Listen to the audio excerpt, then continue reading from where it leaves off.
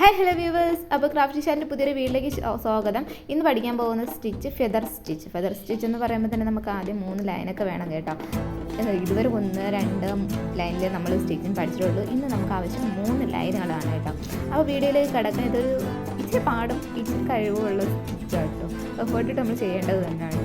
അപ്പോൾ അത് 3 ലൈൻ ഞാൻ വരച്ചിട്ടിട്ടുണ്ട്. പെൻസിലിട്ട് തന്നെ നിങ്ങൾ അതുപോലെ തന്നെ ലൈൻ വരച്ചിട്ട് ചെയ്യാൻ നോക്കുക. അതുപോലെ നടുക്കുന്നത് നമ്മൾ സ്റ്റിച്ച് ചെയ്ത് സൂചി മുകളിലോട്ട് കയറ്റിയ ശേഷം അതിനിങ്ങനെ റാ പോലെ ഇട്ടിട്ട് ക്രോസ് ചെയ്യുക. അതായത് 3ാമത്തെ ലൈനിൽ 2 ലൈൻ 2ാമത്തെ ലൈനിലോട്ട് ക്രോസ് ചെയ്യുക. എന്നിട്ട് ആ നൂല് നമ്മളിങ്ങനെ പിടിച്ചിട്ട് കൊടുക്കണം കേട്ടോ. അതുപോലെ പിടിച്ചിട്ട്, അതായത് നമ്മൾ ചെയിൻ സ്റ്റിച്ച് ചെയ്യത്തില്ലേ പിടിച്ചിട്ടിട്ട്, അതുപോലെ ചെയിൻ സ്റ്റിച്ച് ചെയ്യുന്നത് കണക്കിന് ഇത് പിടിച്ചിട്ട് വരയ്ക്കുമ്പോഴത്തേക്കും അതൊരു വി മോഡലായിട്ടുണ്ട്. വി എന്നോ ഇൻഫിനിറ്റിയോ അങ്ങനെ എന്ത് വേണമെങ്കിലും പറയാം കേട്ടോ. എന്നിട്ട് അതിന് താഴെ നമ്മൾ നോട്ട് കെട്ടിട്ട് കൊടുക്കുക. കെട്ടിടുക എന്ന് പറഞ്ഞാൽ അത് ലോക്ക് ചെയ്ത് വെക്കണം. ലോക്ക് ചെയ്യാനൊക്കെ അറിയാവുന്നതല്ലേ, മുന്നേ വീട്ടിലെല്ലാം ഞാൻ ചെയ്ത് പഠിപ്പിച്ചിട്ടുണ്ട്.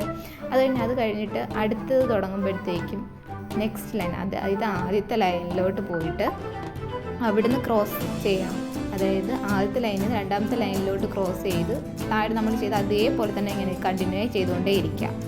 അപ്പോൾ ഇച്ചിരി പാടാണെന്നറിയാം. നിങ്ങളൊന്ന് പ്രാക്ടീസ് ചെയ്ത് നോക്കിയാൽ മാത്രമേ നന്നായിട്ട് പഠിക്കാൻ പറ്റുള്ളൂ കേട്ടോ. അതുപോലെ മറന്നു പോകാതിരിക്കാനും നോക്കണം കേട്ടോ.